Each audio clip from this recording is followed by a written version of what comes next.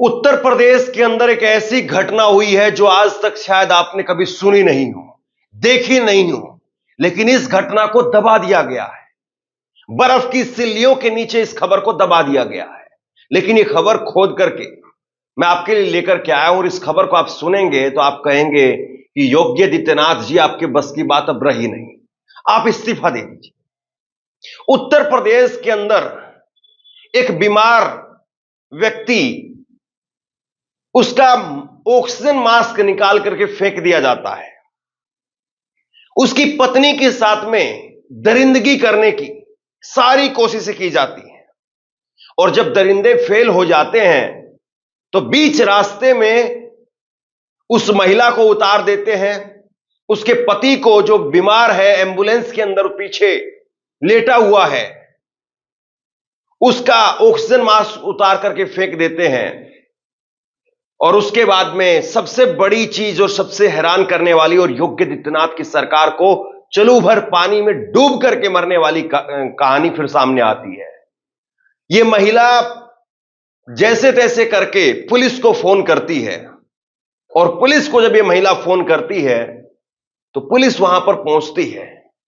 लेकिन पुलिस कहती है कि साहब, आप लखनऊ से एम्बुलेंस लेकर के आए थे, आप गोरखपुर जा रहे हैं, तो अभी गोरखपुर की पुलिस इसमें आपकी एफआईआर दर्ज नहीं करा पाएगी। आप लखनऊ जाइए और लखनऊ के अंदर एफआईआर दर्ज कीजिए। मतलब जरा सोच करके देखिए आप कि किसी के पति को अधमरी हालत में कोई फेंक करके चला गया है, उसके साथ में दरिंदगी करने की कोशिश की गई है, उसका भाई भी उसके साथ में था, और उस घटना के बाद में पुलिस का पहला कर्तव्य यह होना चाहिए था कि बहन जी, आप बिल्कुल सुरक्षित हैं अभी और आप सही जगह पर हैं, कोई आपका बाल बांका नहीं कर पाएगा और आपको जो जरूरत होगी वो हम पूरा करके देंगे। पुलिस का यह कर्तव्य होना चाहिए था। यही उत्तर प्रदेश की घटना मैं बता रहा हूं आपको, सिद्धार्थनगर जिले की घटना है ये। आप सोचिए कि योगी आदित्यनाथ, उनको लेकर के मीडिया बताती सबसे पावरफुल मुख्यमंत्री हैं वो, लेकिन योगी आदित्यनाथ के राज में यह घटना घटी है। और मजाल की इस खबर पर कोई चर्चा हो रही हो। क्या आपने सुना था कभी एम्बुलेंस के अंदर भी ऐसा होगा? आपने अभी पश्चिम बंगाल की घटना सुनी जहां पर एक महिला डॉक्टर के साथ में दरिंदगी की गई, उसके बाद में उसकी दर्दनाक तरीके से मौत हो गई, मार दिया गया, उसको मौत के घाट उतार दिया गया। और उसको लेकर के पूरे देश में खून खोल उठा लोगों का। बीजेपी सड़कों पर आ गई, पत्थर चलाए जाने लगे पुलिस के ऊपर। लेकिन आप बताइए कि क्या हम ये देखें कि वो घटना ज्यादा वो थी, ये घटना कम वो है? यहां पर महिला के साथ में क्या कुछ नहीं हुआ, लेकिन इस पर कोई चर्चा नहीं कर रहा है, इस पर कोई बात नहीं कर रहा है। कितनी हैरानी की बात है ना। मैं खबर आपको दिखाता हूं। एम्बुलेंस में बीमार पति और भाई के सामने महिला से दुष्कर्म की कोशिश। करीब 150 किलोमीटर तक एम्बुलेंस चालक और उसके साथियों से बचने के लिए चिल्लाती रही महिला और बाद में पति ने दम तोड़ दिया। और इसके साथ में ही छोटी सी खबर लगी हुई है, बस्ती में डायल 112 और 108 से मदद मांगी। यह भी आपको पढ़ करके सुनाऊंगा कि पुलिस कह रही है कि नहीं, लखनऊ की एम्बुलेंस है तो आप लखनऊ जाइए। यह खबर है साहब। खबर में आपको बिल्कुल तफसील से एक एक चीज इस खबर की पर दर पर आपको बताने वाला हूं। लेकिन अगर इसी खबर में अगर आप ये देखते कि वो महिला एक दूसरे धर्म से होती और वो एम्बुलेंस चालक अगर दूसरे धर्म से होता, अगर वो एम्बुलेंस चालक अगर मुस्लिम होता, तो सोचिए इस खबर पर कितनी चर्चा हो रही हो। यही सच्चाई है। मैं अक्सर अपनी खबरों में इस तरह से जिक्र करके आपको जरूर दिखाता हूं। जिन लोगों को लगे कि मैं बार बार इन चीजों को क्यों कहता हूं, यही सच्चाई है। अगर वो एम्बुलेंस चालक वो मुस्लिम होता तो कोहराम मच जाता साहब, बुलडोजर चल जाता उसके घर पर। बस्ती के रहने वाले हैं, उत्तर प्रदेश के बस्ती के रहने वाले हैं एम्बुलेंस के चालक। उनका नाम अभी तक सामने नहीं आया, इसलिए आप मान करके चलिए कि वो दूसरे धर्म के नहीं होंगे। अगर होते तो अब तक तो तुरंत आ जाता। और ऐसा नहीं है कि ये एम्बुलेंस चालक का बायोडाटा निकालने के लिए, एम्बुलेंस चालक का नाम निकालने के लिए आपको कोई बहुत बड़े हाथ पैर मारने की आवश्यकता है। एम्बुलेंस जहां से वो अस्पताल से एम्बुलेंस चली थी, वहां पर बाकायदा एम्बुलेंस का नंबर दर्ज होता है, ड्राइवर का नाम दर्ज होता है, अटेंडेंट कौन जा रहा है, बिना अटेंडेंट की जा रही, सारी चीजें रिकॉर्ड की जाती है। बड़ी बात मैं इसमें आपको यह बताऊं कि ये जो एम्बुलेंस चालक है, ये एम्बुलेंस ड्राइवर है, ये एम्बुलेंस ड्राइवर और उसके साथी ने ना केवल उस महिला से दुष्कर्म की कोशिश की है, उसके पति को उठा करके फेंक दिया, बल्कि इसके साथ साथ वो एम्बुलेंस ड्राइवर और उसके साथ के व्यक्ति ने उस महिला से लूट भी की है। 10,000 रुपए उस महिला के पास में थे। वो 10,000 रुपए, मोबाइल, अस्पताल के कागज और उस महिला के गहने सब लेकर के चले गए। अरे आप सोचिए, मेरे पास में शब्द नहीं है, वाकई शब्द नहीं है। मैं कैसे बयां करूं इस घटना को। मैं जब ये खबर मैंने देखी तो मैं हैरान रह गया। अब कल को हम क्या करें? क्या पुलिस वाले अब ये करेंगे कि भाई चेक करो कि किसी एम्बुलेंस के अंदर दुष्कर्म तो नहीं हो रहा है? मतलब किस लेवल पर हम लोग चले गए हैं। और ये सब कुछ पता किस लिए हुआ है? ये सब कुछ इसलिए हुआ है क्योंकि आपने सिर्फ और सिर्फ बुलडोजर के नाम पर, कानून व्यवस्था के नाम पर लोगों के दिमाग में एक कैसेट भर दी है कि नहीं, अगर आरोपी मुसलमान है तो उसके घर पर बुलडोजर चला देंगे, और अगर आरोपी मुसलमान नहीं है, भाजपा के हैं, तो उनके घर पर बुलडोजर नहीं चलेगा। और हमारे सामने एक नहीं सैकड़ों हजार उदाहरण है इसके। आपको पता है कि क्या बनारस के हिंदू यूनिवर्सिटी के उस 3 दरिंदों के ऊपर बुलडोजर चला क्या, जिन्होंने आधी रात को उस लड़की के साथ में छेड़छाड़ की थी? क्या उनके ऊपर बुलडोजर चला? नहीं चला। उल्टा उनमें से 2 लोगों को जमानत मिल गई, तीसरे की अभी सुनवाई होने वाली है।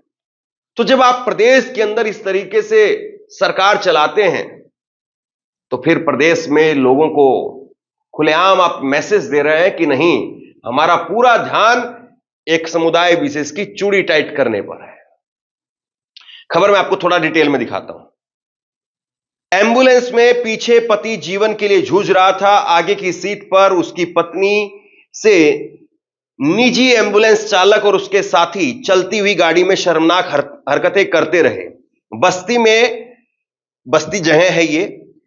बस्ती में गाड़ी से उतारकर एम्बुलेंस चालक और उसके साथी ने महिला से दुष्कर्म की कोशिश की। सफल नहीं हुए तो पति का ऑक्सीजन मास्क निकाल करके फेंक दिया। महिला को गाड़ी से उतार करके उसके गहने, नकदी छीन करके फरार हो गए। डायल 112 से महिला के पति को बस्ती मेडिकल कॉलेज पहुंचाया गया। वहां से गोरखपुर ले जाते समय उसने दम तोड़ दिया। इस मामले में रविवार को महिला की ओर से लखनऊ के गाजीपुर थाने में तहरीर पर जांच की जा रही है। बांसी कोतवाली क्षेत्र में एक गांव की महिला 28 अगस्त को अपने बीमार पति को लखनऊ के इंदिरा नगर स्थित एक निजी अस्पताल में भर्ती कराया, लेकिन इलाज के लिए पैसे कम पड़ जाने के कारण महिला ने डॉक्टर से अपनी परेशानी बताते हुए पति को डिस्चार्ज करने की बात कही। इस पर अस्पताल ने एक प्राइवेट एम्बुलेंस का नंबर दिया। उसने उस नंबर पर बात की। बृहस्पतिवार शाम करीब 6:30 बजे एम्बुलेंस से पति और 17 साल का भाई घर के लिए चल दिए। लगभग 20 किलोमीटर चलने के बाद एम्बुलेंस चालक ने पेट्रोल पंप पर गाड़ी रोकी और महिला से कहा कि रात है, तुम आगे बैठ जाओ, तो पुलिस गाड़ी नहीं रुकवाएगी। महिला के अनुसार उसने मना किया, लेकिन कई बार कहने पर मजबूरी में उसने आगे की सीट पर वो बैठ गई। ड्राइवर ने उसके भाई को पीछे की सीट पर बैठा दिया, यानी एम्बुलेंस में पीछे बैठा दिया।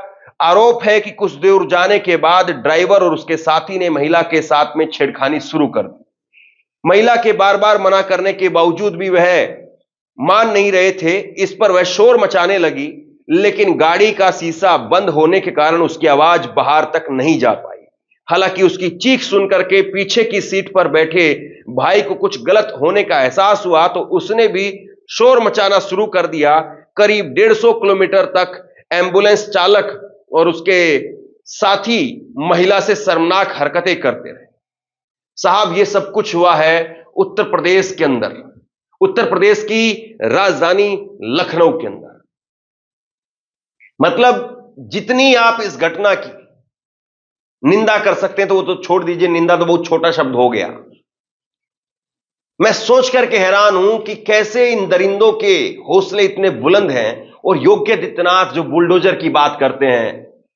मैं अमित शाह का वो बयान तो दोहराना ही नहीं चाहता हूं, कितनी बार मैं उसको याद दिलाऊं आपको, जब अमित शाह ने कहा था कि बीजेपी के राज में रात को 12 बजे स्कूटर पर गहने लाद करके कोई भी बहन बेटी सुरक्षित अपने घर जा सकती है।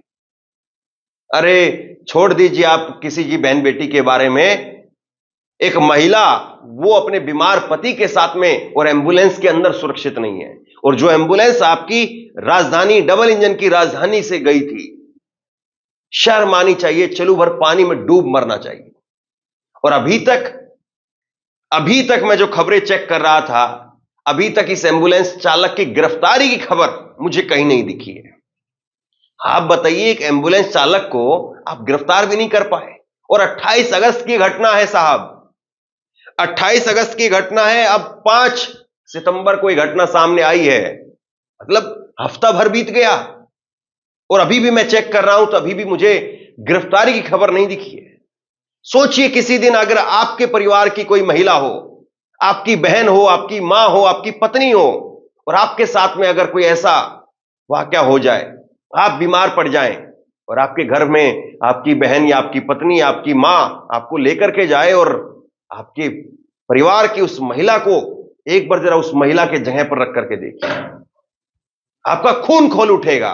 लेकिन अब इस खबर पर चर्चा नहीं है। और मैं राष्ट्रपति जी को भी क्या कहूं, मैं द्रौपदी मुर्मू जी को भी नमस्कार करता हूं, दुआ सलाम भी कर दूं, और क्या क्या करूं, मेरे मन में क्या क्या पता नहीं क्या क्या भाव आ रहे हैं। लेकिन द्रौपदी मुर्मू जी, क्या आप तक ये खबर पहुंची है? माननीय महामहिम राष्ट्रपति जी, क्या आप तक ये खबर पहुंची है? उत्तर प्रदेश की घटना है, ज्यादा दूर आपको नहीं जाना है, बंगाल इससे कई सैकड़ों किलोमीटर और आगे है। उत्तर प्रदेश की डबल इंजन की एक भाजपा की सरकार के अंदर यह सब कुछ हुआ है। क्या इस घटना को आप आम मान लेंगे? और सोचिए उस महिला के बारे में, पूरी जिंदगी वो इस चीज को भूल नहीं पाएगी, और उसका भाई 17 साल का उसका भाई, वो पूरी जिंदगी इस चीज को नहीं भूल पाएगा। और पुलिस की आप नाकामी देखिए, अब पुलिस ने इसमें कैसे नाकामी से जो है वो अपनी दिखाने का काम किया है। बस्ती में डायल 112 और 108 से मदद मांगी। बस्ती पहुंचने पर महिला के भाई ने डायल 112 और 108 पर फोन किया, कुछ देर बाद में ही दोनों पहुंच गए। इसके बाद में महिला के पति की हालत गंभीर देखते हुए उसे पहले अस्पताल पहुंचाने का फैसला किया गया। पति को एम्बुलेंस से तत्काल बस्ती जिला अस्पताल में पहुंचाया गया, लेकिन वहां हालात में सुधार नहीं होने पर शुक्रवार को गोरखपुर रेफर कर दिया गया। गोरखपुर पहुंचने से पहले ही महिला की पति की सांसों ने उसका साथ छोड़ दिया, यानी उसका निधन हो गया, उसकी मौत हो गई। महिला ने रविवार को बस्ती के छावनी थाने में तहरीर देने की कोशिश की। ध्यान से सुनिए, महिला ने रविवार को बस्ती के छावनी थाने में तहरीर देने की कोशिश की, लेकिन पुलिस वालों ने मामला लखनऊ का होने का जिक्र करते हुए उसे लखनऊ में ही तहरीर देने को कहा। इस पर महिला ने लखनऊ के गाजीपुर थाने में तहरीर दी। गाजीपुर कोतवाली प्रभारी विकास राय का कहना है कि मामले की जांच कराई जाएगी। कायदे से योगी आदित्यनाथ को माफी मांग लेनी चाहिए, कम से कम माफी तो वो मांग ही सकते हैं। मुझे पता है वो इस्तीफा वगैरह नहीं देने वाले, कुछ भी नहीं करने वाले हैं, है ही नहीं, ये ट्रेंड ही नहीं है। मतलब एक महिला के साथ में दरिंदगी हुई, दरिंदगी मैं मान रहा हूं कि हुई है, क्योंकि किसी महिला को आप जो है वो अगर छू भर भी दें गलत, तो उसकी इज्जत तो एक तरीके से वहीं पर ही आप तार तार कर देते हैं ना। और यहां पर तो 150 किलोमीटर तक जो है वो महिला चीखती चिल्लाती गई है। उसका 17 साल का भाई पीछे एम्बुलेंस में थप्पड़ लात मार मार करके चीख रहा, चिल्ला रहा था, और उसको फेंक करके चले गए। साहब, इसको दरिंदगी नहीं कहेंगे तो और क्या कहेंगे? ये दरिंदगी ही है। और उसके बाद में ये कहते हैं कि नहीं, थाना उधर है, पुलिस उधर है, एम्बुलेंस उधर है। डूब मरिए, आप लोग डूब मरिए। आप कुछ नहीं कर पा रहे हैं। इतना बेकार और इतना वाहियात सिस्टम आज की तारीख में देश के अंदर किसी सरकार के अंदर है। डूब मरना चाहिए, इससे ज्यादा कुछ नहीं। और योगी आदित्यनाथ उसके बाद में भाषण देंगे। अगर कोई सोहदा किसी लड़की के साथ में छेड़छाड़ करेगा तो अगले चौराहे पर उसका यमराज इंतजार कर रहे होंगे। ये योगी आदित्यनाथ के शब्द हैं, ये योगी आदित्यनाथ के भाषण है कि अगर कोई मनचला, अगर कोई गुंडा, कोई डाकू, कोई लड़का अगर किसी लड़की के साथ में, किसी महिला के साथ में बदतमीजी करेगा, छेड़छाड़ करेगा तो अगले चौराहे पर यमराज खड़ा मिलेगा। कहां है यमराज? या आपका यमराज मुसलमान को देख करके जागता है? माफ कीजिए, मैं माफी चाहता हूं, मैं बार बार मुस्लिम शब्द का इस्तेमाल कर रहा हूं, लेकिन मेरे पास में एक नहीं हजारों ऐसी खबर मैं आपको दिखा सकता हूं। जब जैसे ही आरोपी दूसरे धर्म का होता है, कार्रवाई बुलेट ट्रेन की स्पीड से चलती है।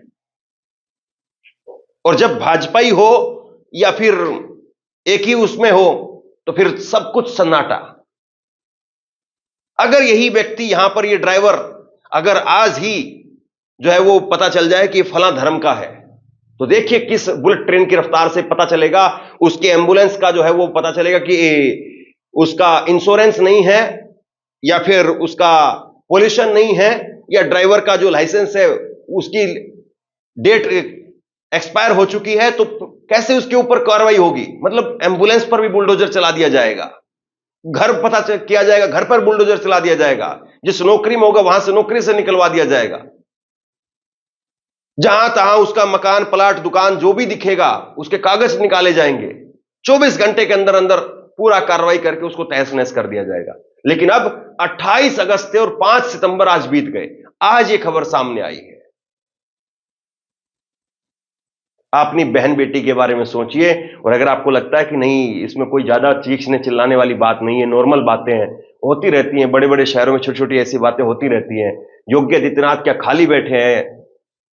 उन जैसा कोई शानदार मुख्यमंत्री हुआ ना होगा। अगर आपको फिर भी यही लगता है तो मैं तो कहूंगा सलाम है आपको, और सलाम है फिर ऐसे मुख्यमंत्री को, और सलाम है फिर ऐसी सरकार और ऐसे प्रशासन को। बस मैं और कुछ नहीं कहूंगा।